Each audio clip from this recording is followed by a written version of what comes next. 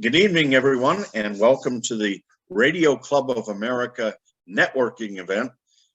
This happens every other month where we have a guest and a theme, and we get to toss it around and everybody gets to interact and enjoy our guest. And our guest tonight is Ellen O'Hara. And Ellen, thank you so much for being here. Ellen, give us a little background on your education and before you got your first job, and how did you land in the area of wireless? So let's see. I grew up in Lynchburg, Virginia, home of the GE Mobile Communications, as many of you might know. But I grew up on a farm. My father was actually a civil engineer by training, but he owned a grocery store in downtown, which if you talk about my first job, that was helping my parents at the store. I went to Mount Holyoke College in Western Massachusetts and got a bachelor's in European history. Spent a year in England doing that. And then I got out and I worked as a typesetter for a little while. I was a good typist, and back then, this is in the early 70s, there weren't a lot of opportunities for young women who just had college degrees. But I worked as a typesetter, and I ended up getting a typesetter job at MIT Press, where they do the publications of books that MIT publishes. And from there, I landed in an organization at MIT that was just starting up in organization development. And that was a new field back in the early 70s. And it was actually a field that was founded by an MIT Sloan School professor called Edgar Schein. And another guy at MIT, Dick Beckart, and Edgar Schein wrote the sort of definitive organization psychology book. And so they decided to create an office. And I ended up in that office, actually not doing anything related to that, but the co-directors of the office decided to train us. And so for about 5 years before I got my MBA, I worked in organization development. We did communication skills workshops and affirmative action programs, supervisory development. I also managed the tuition assistance program for MIT students during that time.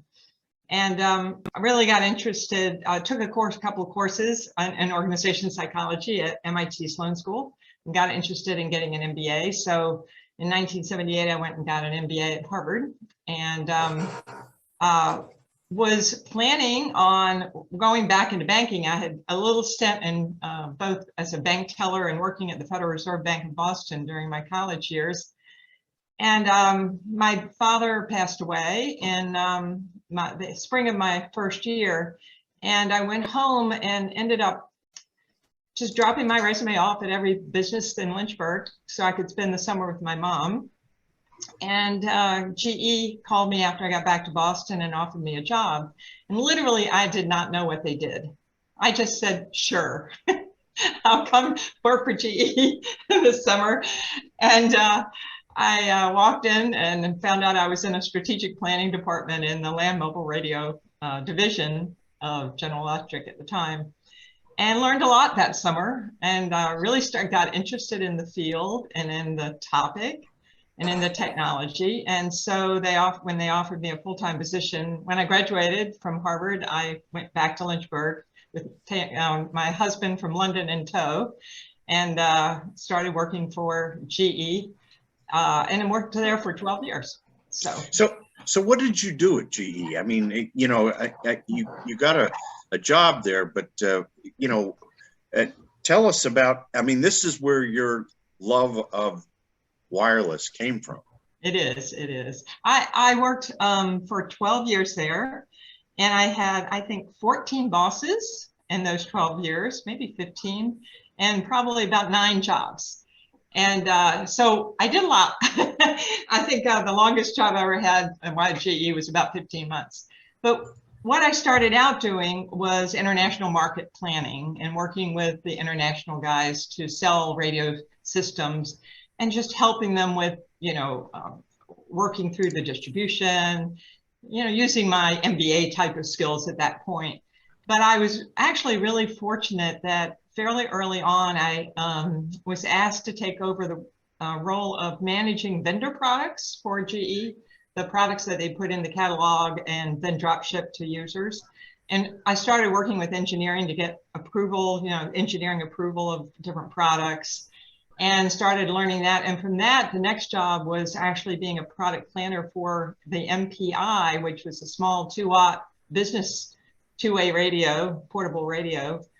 And then the MPD, which was a police radio, and then eventually Voice Guard, which was their digital speech encryption, and then eventually the GNet 900, which was their 900 digital trunking system. So through the years, I just worked my way through a bunch of product management positions, and I had a few other more operational roles in the middle, some competitive analysis, a market research stint.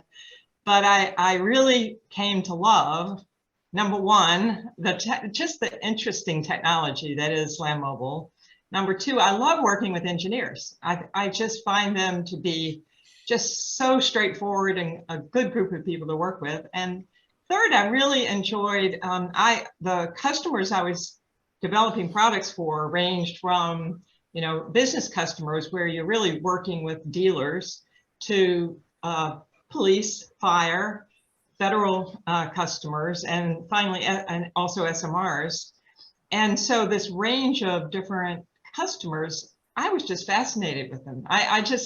It's wonderful if you're in marketing to be able to sell something that people want and need. And so your job is to try to match what they want and need to what you can provide them as an organization, and get the engineers to develop it and the manufacturing guys to manufacture it. So I just love that whole dynamic, and that sealed my love for the industry. I never wanted to leave it.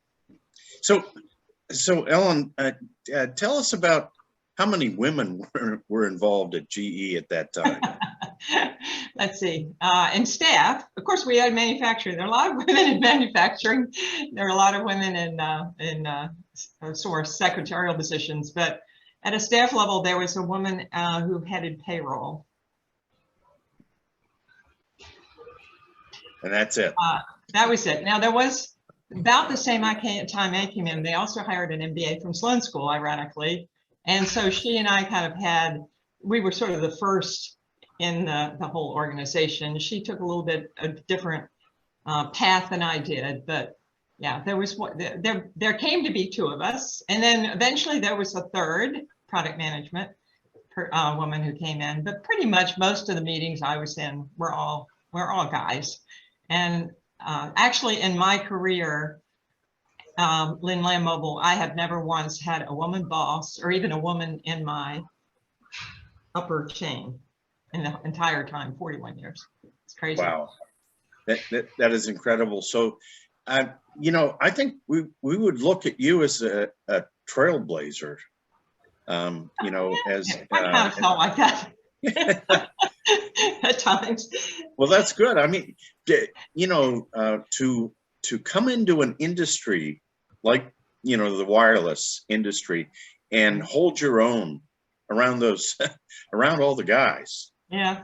And engineers. I mean, that is really, really good. So what happens after GE? So at around year 12, by year 12, GE was no longer pure GE. It was Ericsson GE. Ericsson had done a joint venture with GE.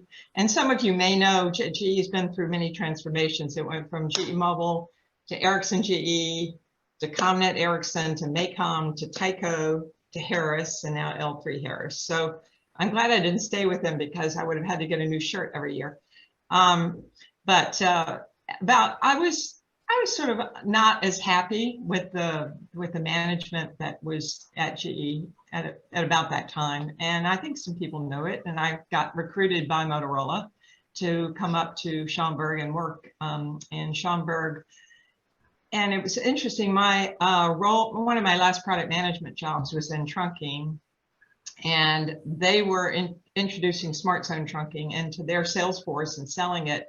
But it's a it seemed to be at the time complex technology for the sales guys. They had so many sales guys at Motorola at the time, it's hard to train them all. So they were putting people in place to help the sales divisions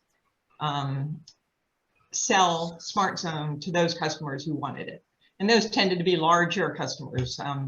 My division was the Central and Southwest, so Texas Utilities and Central and Southwest Services and Louisiana Power and Light, and some public safety like New Orleans and El Paso police departments were all customers of that were trying to buy SmartZone, but really sales guys needed help in explaining what it was and what the benefits were.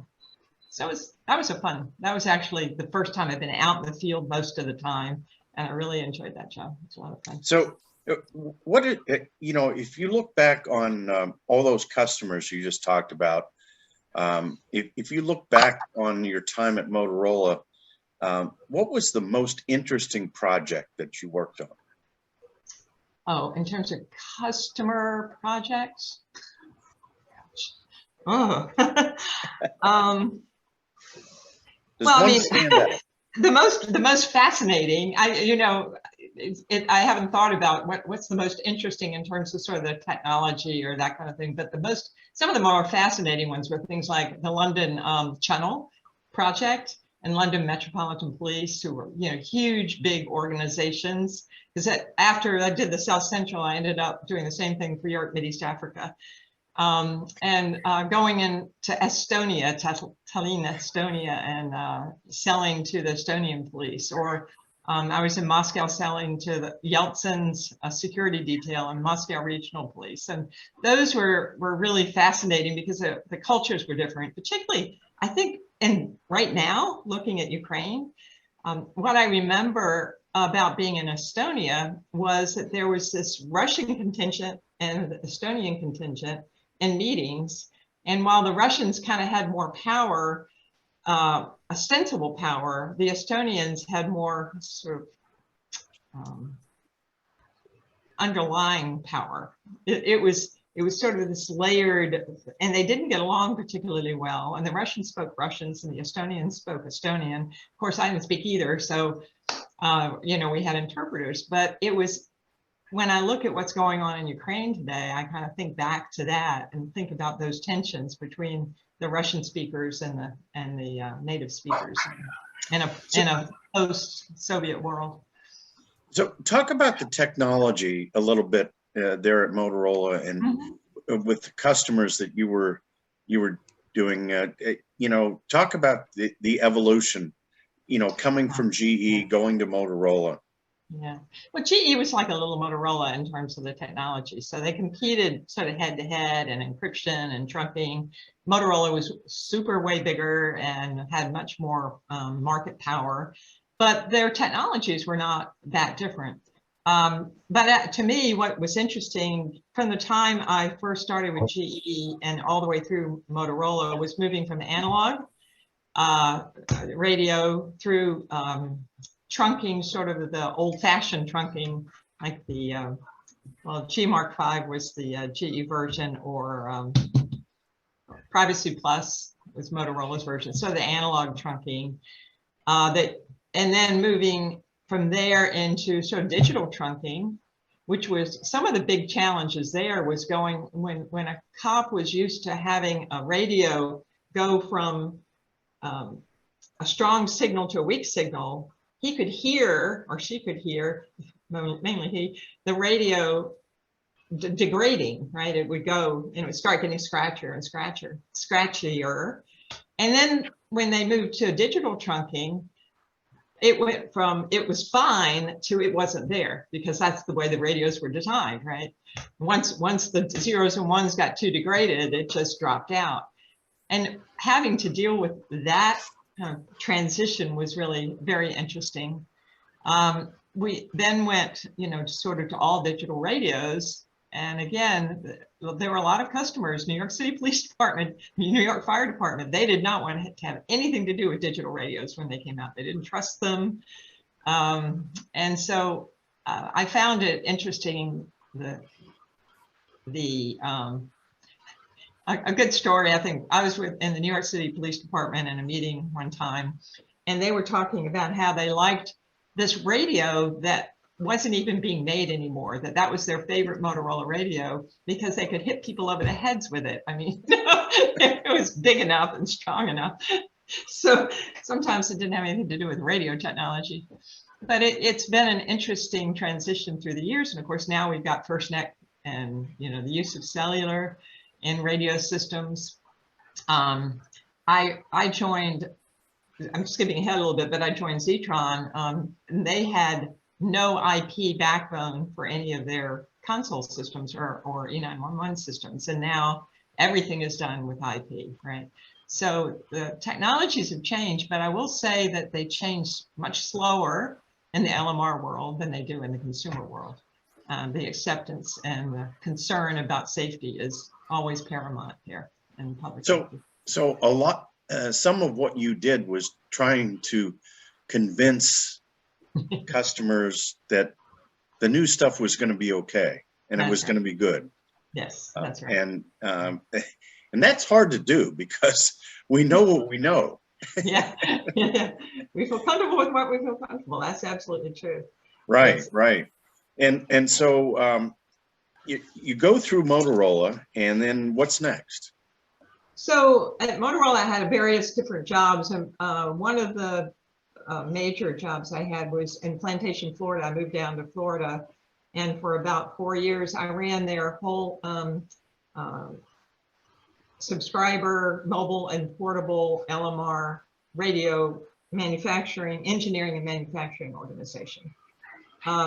And I think based on that, and the fact that I had the product management, so I had operations, I had engineering, I had manufacturing, and all of that, I was recruited by E.F. Johnson to be the COO for E.F. Johnson down in Irving, Texas. They had moved from Waseca, where they had been founded, to Irving about 2 years before, and they were struggling. The CEO at the time was the CEO of both Transcript, which many people might know from their analog encryption products, and they were in Nebraska, and E.F. Johnson, which was now in Irving, Texas. But they thought they could just outsource things like RF module development and not need any RF engineers, and it was not true. So they were having a lot of difficulties making that transition to Irving, and they needed somebody who had sort of a broad-based land mobile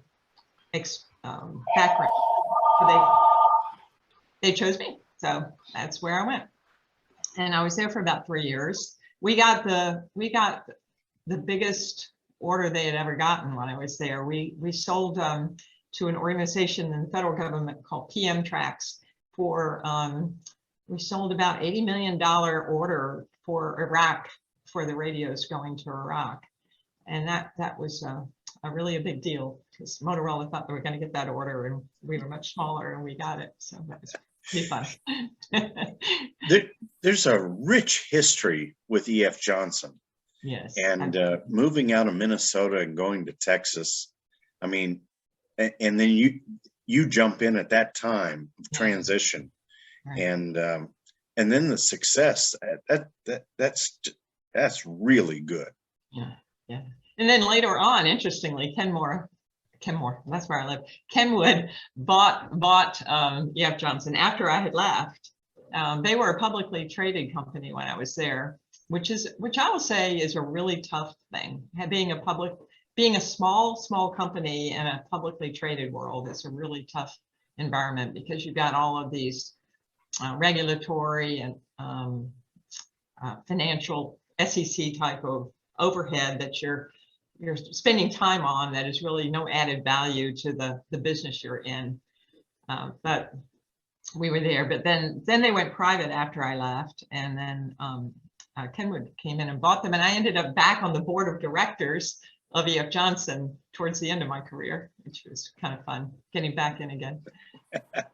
So after E.F. Johnson, then I was recruited by Zetron up here, and Zetron had been bought by Kenwood about 2 years prior. Zetron was founded in the Seattle area by two entrepreneurs in the early 80s. About the same time, this is a cool story. So about the same time as I started my career at GE, they founded this company.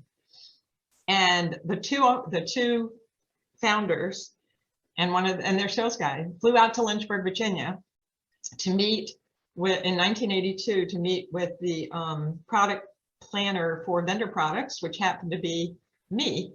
It was my first product planning job at GE, and I got a couple of their paging products into the GE catalog. So that's kind of full circle. So now one of the founders had already retired. The second founder was retiring, and they asked me to come out and replace him as CEO of Zetron. And that was a really different thing for me because Zetron doesn't do radio. They interact with everybody who does radio, but they do the dispatch consoles, and they also do E911 systems. And so even though I had at Motorola for a time been over the console business, that had not been my major focus in all my career. It had always been the radios and the radio systems. So it was fun getting to know the command and control part of the industry. But your wireless background had to play a really important role at Zetron. Oh, yeah. Oh, yeah. Oh, yeah. Because we have to interact with all the wireless. Right. And, I mean, every one of the companies I worked for, we did console installations in systems that they had installed, right? Yep. Kicking and screaming on the Motorola's part, I might admit, but they always wanted to do their own console, but that's all right. So I understood that. So what is it like to be CEO of a company like Zetron in a male-dominated, area, arena, maybe? I didn't think about it that much, actually. Good. That's really good. I guess by the time I got there, I was so used to being in a male-dominated area, and I just always just was myself. I didn't try to, through my career, I didn't try to accommodate what someone else thought I should be or how I should act. I just, when I was at GE, people used to say, well, how did you decide about how to act? And I said, well, since I was the first woman professional that these guys had ever worked with, I figured I could just set the standard. I could just, I would be who I was, and that would be how women were to them. So I didn't have to conform to anybody else's thoughts about what I should do. And that's what I spent the whole time. Talk a little bit about some of the highlights at Zetron when you were there. Zetron was fun company. I really, it was just the right place to land towards the end of my career. They had a really super customer focused culture. Their products were very high quality. I mean, I can't tell you how many customers I met who called Zetron's products bulletproof. And the people there that had been at the high level, had been groomed by the prior founder, were all super, well, mostly, I wouldn't say 100%, mostly super competent. I brought in a few new people in areas that I thought needed shoring up. But really super nice people. Now, the challenge with Zetron, sort of different from the challenge with E.F. Johnson, but the challenge with Zetron is that when an owner of a company has been the owner for so long, they tend to want to make all the decisions. And so they don't tend to do a good job of making organizations work together and come to consensus. Under the prior owner, most decisions went up to the top and got made and got spread back down. And that's not a good recipe for growing a company in the long term. So I kind of pulled together my organization background. I actually brought in a woman who had a PhD in organization development to help me change the culture of the organization. The other thing about Zetron, which was interesting, is it was a private company up until 2 years before. And so they didn't get the quarterly thing. Like, you got to make your quarterly number. And it really matters whether a shipment goes out on the 31st of March or the 1st of April, because we reported to Kenwood, of course, but they were very, very financially focused on, what's the financials for that quarter. And people are like, well, what does it matter? And so, you know, training people to think differently about the business they're in. I did a lot more management training, tried to get organizations together, did operations. They'd never done things like operations reviews with every, you know, all the business and functions represented at any particular point in time on a quarterly basis. So that was kind of what I focused on. The second thing that I focused on is they had not, I mentioned this earlier, they had not come up to speed like some of the other industry players in terms of having a good IP backbone. And it turned out that their platforms were old enough that they really couldn't be just converted to IP in the backroom. They had to be completely re-engineered and re-architected. So the big challenge that I had is I had 3 major platforms, one E911, one sort of more small entity focused and standard out of the box, and another that was very dispatch console that was very customized and would sell to very, very large entities.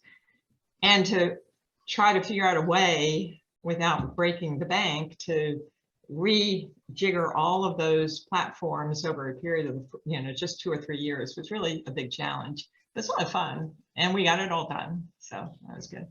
Well, you know, it sounds like, you know, if you go from, you know, GE, Motorola, EF Johnson, now Zetron, I mean, that is a wonderful career. I mean, because you were, especially when I think about Zetron, and I actually, you know, sold customers Zetron equipment back in the 80s, but, you know, and your term bulletproof, I mean, how much fun is it to work at a company that has that kind of a reputation? Right, right. Well, it's fun, and it's also a kind of burden, but a challenge to maintain that, right? So particularly when you're going on such a new technology, new platforms, and all of a sudden everything's changing, trying to make sure that you don't lose that quality focus and that quality image. You're moving from hardware to software. Software tends to have more bugs. You know, it's harder to catch all the bugs before they get out in the field, but it's also easier to fix them once they're out there because it's only a software upgrade. But, you know, trying to make sure that we didn't lose that reputation was really one of my, I mean, it was, you know, I had certain tenets that I put up there, and quality was really the one that I said, you just can't lose that. You got to keep that in the culture. So what's Ellen's life today? What is your life like today? It's wonderful. I just do what I want to do now. Everybody, I've seen so many of my friends and colleagues who say, I can't believe how well you've adjusted to retirement. But I really am enjoying, it was you know, long days. I had twin boys. My husband actually ended up staying home and being a Mr. Mom because somebody had to look after the house and the kids, and he's a great cook, so that worked out well. But I missed a lot, and I, you know, traveled a lot, both nationally and internationally. And just being able to spend time with my husband and read books and do crossword puzzles and take long walks and go on vacation when I want to. And my kids don't live in the same city, so being able to travel and go see them. Of course, pandemic kind of got in the way of that for a while, but it's just been a really enjoyable time. I recommend retirement to everybody. Well, that's great, and you certainly have earned that. And so we have a question in here from John Fasella, our president, and he says, what do you think Motorola and later GE, Ericsson, Maycom all could have done better? Or what mistakes did they make in the market? Well, GE, yeah, I mentioned that I had 14 bosses when I was at GE, and a lot of that was because they were making a lot of mistakes along the way, right? They were trying to be a little Motorola without the resources of a little Motorola, and that was extremely difficult and, in fact, impossible. And about let's see, 3 or 4 years in, there was a whole turning over of management, and he brought in a guy who actually was excellent CEO. He was just amazing, but he basically said, we're going to fix, close, or sell the business. Wow. And everybody was like, whoa, you know. And so that was a tough time for everybody. You know, they've been going along in a sleepy old way and thought that they could just, you know, somehow keep up. And he sent a whole contingent over to Japan and Taiwan and said, you don't come back until you outsource at least 3 of the products that you're trying to develop in-house. And so that was a huge change for the culture, for, you know, real shock to the system. But if he had not done that, I don't think GE would have survived. I mean, that division would not have survived. Did the joint venture with Ericsson about 4 or 5 years later, and eventually was sold, but it wouldn't have survived a couple of years when they were losing money hand over fist, trying to be, so being a much smaller entity. You know, Motorola had something like 80 or 85% share. GE had 10 or 15% share. I mean, you just cannot do everything that big company can do. Now, the interesting thing is, and you mentioned Motorola, John, when I went to Motorola, what I found is that the marketing that the GE product organization did was way better than the Motorola marketing. And Motorola could get away with it because they had so many salespeople and they could just sort of like super inundate the industry. But they lost Motorola when they first started with Smart. I think one of the reasons they hired me is they were starting losing hand over fist Smart Zone, which was, you know, the new technology, because GE had figured out what their weaknesses were and were able to cleverly explain those to the people they were selling to, and GE started losing all these systems. I mean, Motorola started losing all these systems, Smart Zone systems, to GE, and they went, what are we doing wrong? And really what they were doing wrong is they were being arrogant in their sales approach. They were not listening. They would come in and just tell the customer, this is what you're going to have, and that would be it. That's all they thought they needed to do, instead of actually selling, you know, what you had and trying. And the beginning of that is not just, I actually gave a big presentation at Motorola soon after I joined about selling to utilities. And I said, you just don't throw every feature on the book at them. You have to figure out what is that particular customer looking for? What are their true needs, you know, for a system, and what matters to them? And you have to figure that out, not just at the guy who you're talking to, but the guy who's going to spend the money and the guy who's going to operate the system, because all of them are going to have influence on the final decision. And you have to figure out what are the 3 or 4 special things that you do better than really anybody else. And in this case, it was just one other competitor you had to worry about, that you could do better than anybody else. And you can win that customer if you walk in their shoes. And so Motorola, I think, and suffered and continued for various reasons to suffer that way. But, you know, you can do that when you've got 80% share. You can lose a couple and still not be in too much trouble. Yeah, but obviously Motorola was concerned that GE was cutting in on on the business. You know, if you have a question for Ellen, please put them in the chat, and we'll make sure that. And you can also, you know, unmute and talk to Ellen here. And so let's another point that John brings up. He says, in what ways were GE's marketing better than Motorola's? What did GE do to get, you know, to carve out some of the market share? Well, so let's take the Smart Zone example, right? The trunking example. GE, sometimes it's better to be a fast follower than a leader. So Motorola had developed a system. It wasn't originally called Smart Zone. They had developed a multi-site system, which is what Smart Zone was, a multi-site system. And then GE developed a multi-site system. Well, GE had a very smart engineer. His name was Jeff Childress. I guess he's still around, not there, but he and some of his other engineering pals figured out some of the key weaknesses of what Motorola had done. So I'll give you an example. If you're roaming from one site to another and you're locked in on a channel, for this site, and you're roaming into a different place, you're losing signal is what I'm trying to say. And so the radio has to find another signal that they can transfer you onto. Well, Motorola initially, in their original, of course, they've corrected all these things many years ago, but they would just have the radio look for a signal, find one that had some signal strength, and lock onto that, right? Well, there might be 2 or 3 signals out there, and one was really good. One might be just right down the road, but the way the radio was searching for the frequencies, they would find one, 10 miles away that they could get signal, but it was not a very good signal. And so that could be a problem in terms of trying to communicate.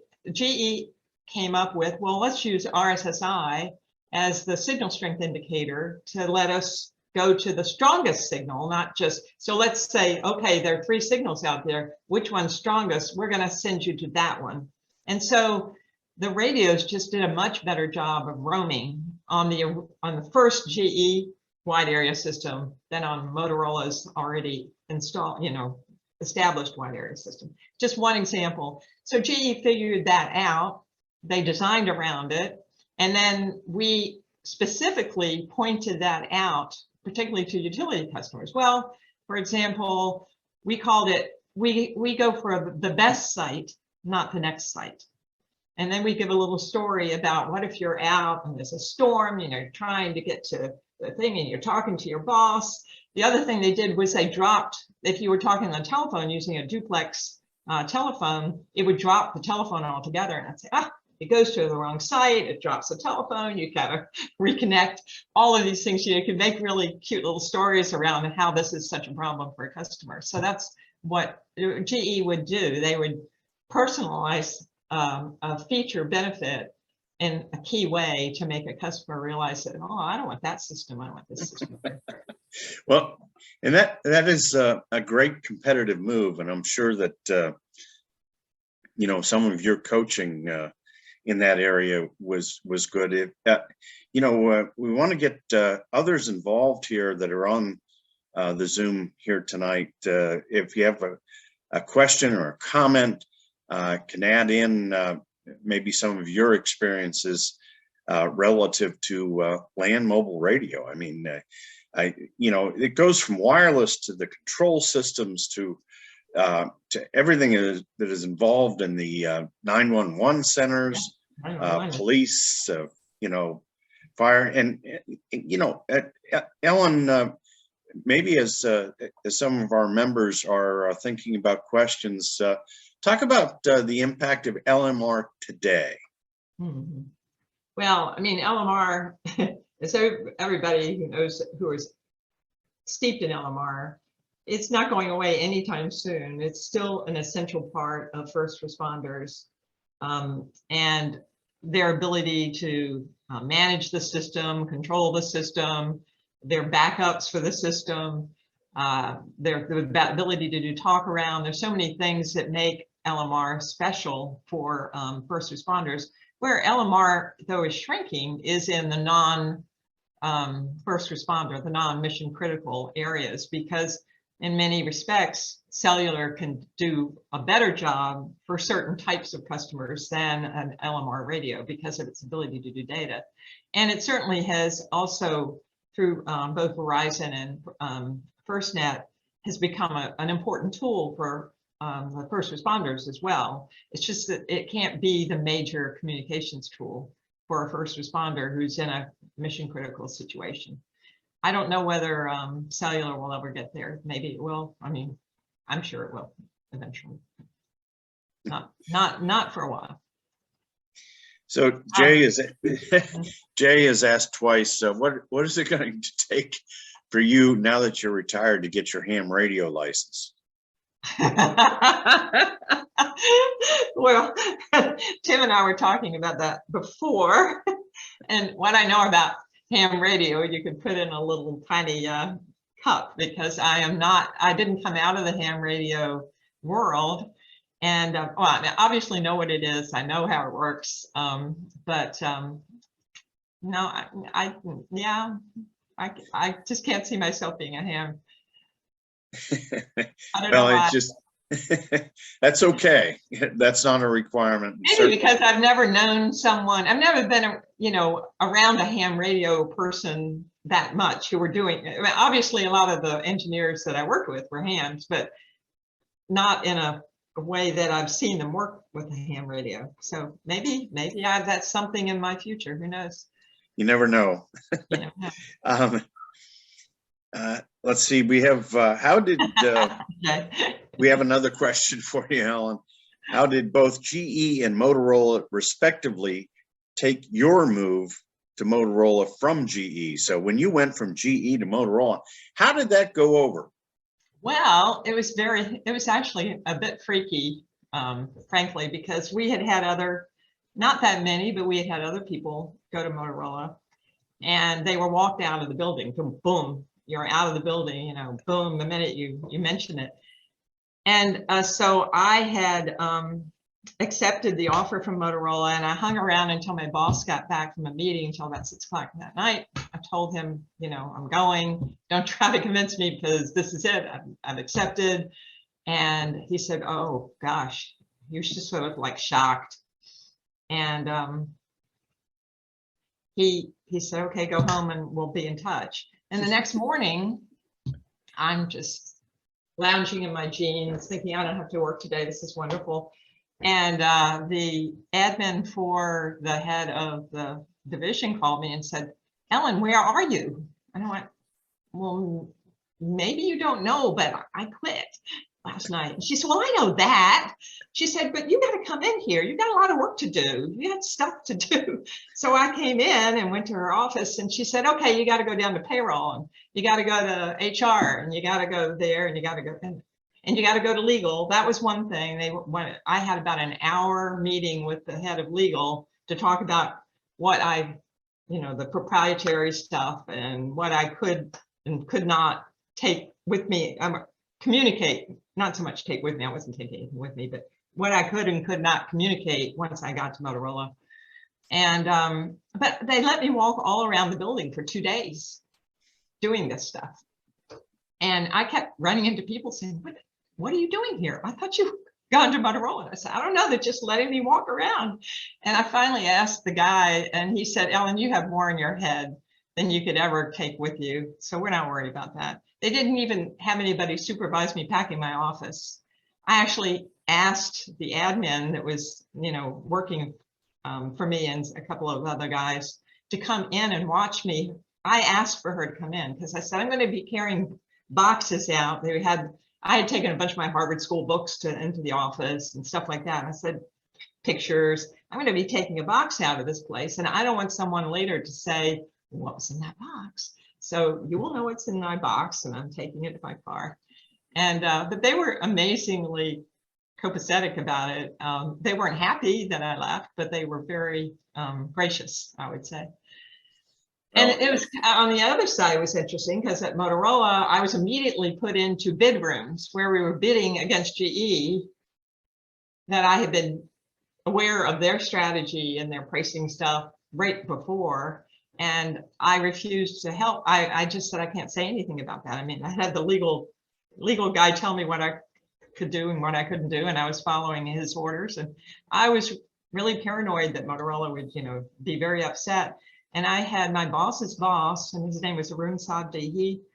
He called me into his office after one of these meetings, and he said, I know you're getting pressure from all your colleagues to to give information about GE, about their technology, about their development, about their pricing, about their strategy. And he said, I know that sort of is in your bailiwick, but he said, you're not supposed to tell? Don't. I'll back you up 100%. So.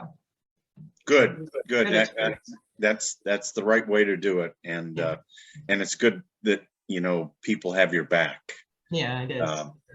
On that front. I want to go over to Carol Perry. Carol, just to get some of your insights here with what you've heard from Ellen tonight and how exciting this is to have her on with us. Well, besides being a fabulous role model, I find it interesting. In fact, I just put in a question there to you. Obviously, your reputation preceded you because of your excellent work that you did, where you were pursued and offered all these job opportunities.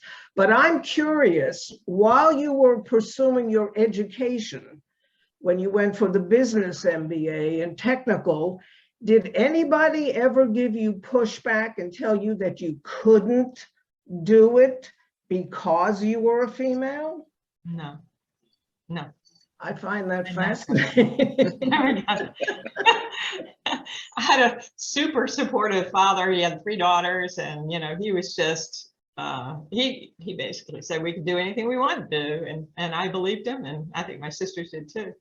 So I'm sure that there was I know that there were times, for example, that a man got a job that I probably should have. Well, the people came up to me and said, you should have had that job. This is at GE in particular. You should have had that job. And they brought in a guy from the outside that doesn't know anything about it. And I said, yeah, probably. But I didn't worry too much about it. There were always more things to do and other jobs to have. And I didn't actually leave GE because of that. Although I had hit a glass ceiling, I left GE because I just really did not like the guy that they had put in charge, that the Ericsson people had put in charge of the business. I had worked with him before and I didn't trust him. And so I just did not want to stay in that organization after that. And he probably was very much a male chauvinist, but I stood up to him when I needed to, and didn't worry too much about it. People have all sorts of reasons why they don't like one person or they feel more comfortable with another. And gender is just one of those things. And that's kind of how I took it. Maybe this person doesn't like that person because they're short, or, they don't come from the right country or the right part of the country or whatever. And I just sort of took the gender thing as just another one of those things that, yeah, I could overcome. So, Carol, thinking about your young achievers that are girls, and the kind of, is there some interaction with Ellen that might inspire them to continue on and to keep their foot on the gas? Oh, well, absolutely. And I'm pleased to say that all the young ladies, the RCA Young Achievers that I deal with, right, have not experienced in this day and age what I did years ago. And Ellen, I share with you that before I got into, very much like what you said, before I got into electronics manufacturing many years ago, or before I got into amateur radio, I was specifically told that women don't do this. And I would guess that a young lady today would not be told anything like that. So it's a different milieu altogether, I think, today. Actually, maybe I just suppressed memories, because what you just said does remind me. I had a boss at GE, and he was actually one of my favorite bosses of all time. This was before the transition. This was when it was pure GE. And he had come in with John Tranny, who was the CEO, who said, we're going to fix, close, or sell the business. He was just a brilliant marketing guy. His name was John Casey, just a brilliant guy. And I found that if I approached him in the afternoon, he was always more amenable than in the morning. So you find out these little quirks about your boss, and you learn to work with him. And but he had a couple of times some comments, and one of them was, I don't know, he made some, I don't even remember what the comment was, some comment about women. And I don't even know whether it was related. It wasn't related to me personally or anybody I knew, but it was some offhand mark. And we were standing in the product planning area where there are all these cubicles. And I looked at him and I said, John, and by the way, at this point, there was another woman who was a very good product manager, Pat. And I knew he had promoted both her and me to product management positions, right? So he wasn't showing in his actions any discrimination, but he made a very discriminatory comment about women. And I said, John, about women moving up in an organization. I know what he said. He said they didn't have enough, women didn't have enough get up and go. That's what he said to me. And I said, John, look out in this organization. They're all guys. Women don't have much of a chance to get up and go if it's all guys out there. And he said, well, he said they just don't have that. And I said, well, how about Pat? I thought, well, I'll use her. And he said, oh, Pat and you, well, you're different.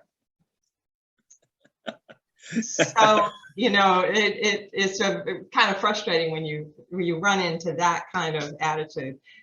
But well, Ellen, don't you agree that the STEM programs had a lot to do with changing attitudes, giving young ladies the opportunity in their education to prove that they belonged everywhere everybody else did? And I think that helped a lot. It did. Yeah, and there was a situation at Harvard Business School. There were only about 25% of the class was women, and there was a women's student association at Harvard that, you know, self-developed women's student association. And one of the things that they did is at the end of the first semester for first-year students, up in the first semester you're at Harvard, you don't have any papers or tests. You just go into class every day and you have three cases for 3 classes every day. And 50% of your grade is class participation. The other 50% of the grade is one exam, which you take, which is just another case that they give you in a 4-hour, you have 4 hours to read it and solve it and write it up and hand it in. And it's very scary. These cases were really difficult. And so what the Women's Student Association did is they had a woman who had gotten an excellent in that class the prior year, a second-year student who had gotten an excellent in that class the prior year, go to an auditorium and give a sort of tutorial on how to crack a marketing case or how to crack a production and operations case. And they give out handouts and notes and suggestions for how to do this. And it was attended by every first-year student in the whole school. These were so very popular. And it really gave women a chance to prove, you know, it didn't matter what the topic was, what the subject was, that they could be at the very top of the class in that topic. And it really helped, I think, the guys kind of accept that, hey, the women here are just as smart as we are.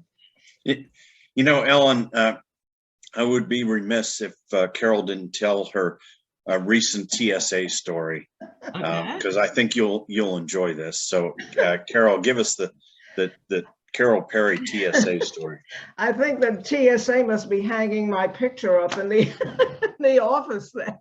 Ellen, coming back from Hamvention, which is the world's biggest amateur radio convention, where I do 2 forums, the Instructors Forum and the Youth Forum. Right. And coming back, going through TSA, I have pre-approval. So when it was my term, I was wearing a radio jacket that a radio club had given me that had my name and call letters on it. Oh. Okay, so we got to TSA and the gentleman kept looking at me, looking at the jacket, looking at me and thinking. And I said, is there some kind of a problem? He said, TSA cannot approve you to go through. You're going to have to, I thought I was going to end up in a jail someplace, but he said, you're going to have to go through regular check. You can't go through pre-approval today. I said, may I ask you why? And he said, well, I see you're wearing a ham radio jacket. And he said, and I know that women do not do that. Oh my goodness. You are kidding. Oh my God. Yep. And so the gentleman, the people behind me who knew me were hysterical laughing and yelling out, no, no, no, it's okay. She really is a ham radio operator.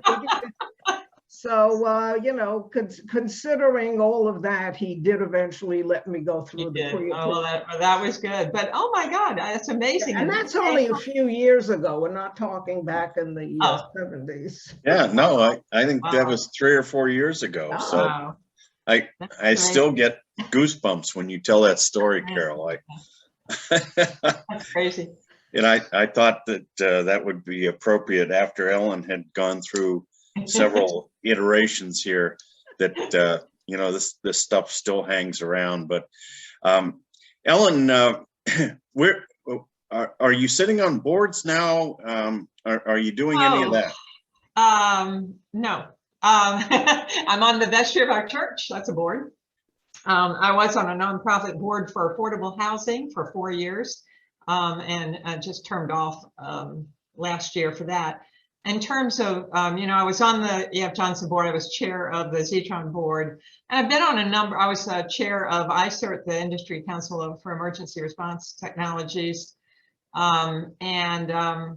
which, by the way, for anybody interested, is having their spring first in-person meeting since the pandemic up here in Seattle in May. And that's going to be, I'm really looking forward to that, because I'm going to be able to reconnect with a lot of friends, but I'm not actively on the board anymore for them.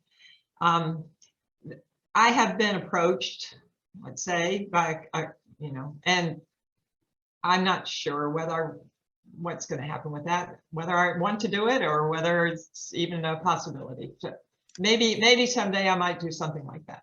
Actually, I kind of promised myself once I retired fully that I'd give myself a year of just not being committed to doing anything, because I thought it was important to sort of feel what it was like and see am I bored, or, you know, I'm antsy to get back. And I'm actually quite happy, just enjoying life. I keep up with the industry rags. Might go to a convention here this year. I'm not sure I'll go to IWCE because my first grandchild is due at the end of March. And so I think I probably won't go to IWCE, but maybe APCO, just to say hi. you certainly have earned a great retirement, and anybody who has worked in wireless, and I'm sure in other industries, knows that your days weren't 8-hour days. You know, so you paid your dues, and your contributions are many, and certainly you have left your mark on the wireless world. And it was so great to have you here this evening. It's so wonderful being here. You know, and the discussion was super, and I want to thank you so much for being here tonight. Well, thank you so much for having me. It's an honor and a privilege to do this. And I really do look forward to seeing all of you in person someday in the not too distant future. And thank you for good questions too. We would love to have you come to one of the RCA banquets, and it would be a joy to see you in person. But I want to thank everybody for attending this evening. We did record this, so there will be playback opportunities, and we thank everybody, and we'll be back next month, and we'll do it again. We'll be doing an interview in the RCA interview series, and so thanks to everybody for the RCA networking series, and we'll see you next time. Until then, take care. God bless. Thank you. Thanks, Ellen. It was great. Really, really great. Okay, it was fun. I enjoyed it. Thanks to all for all the good questions. Take care. Thanks, Tim. Bye, Ellen. Bye-bye, Carol.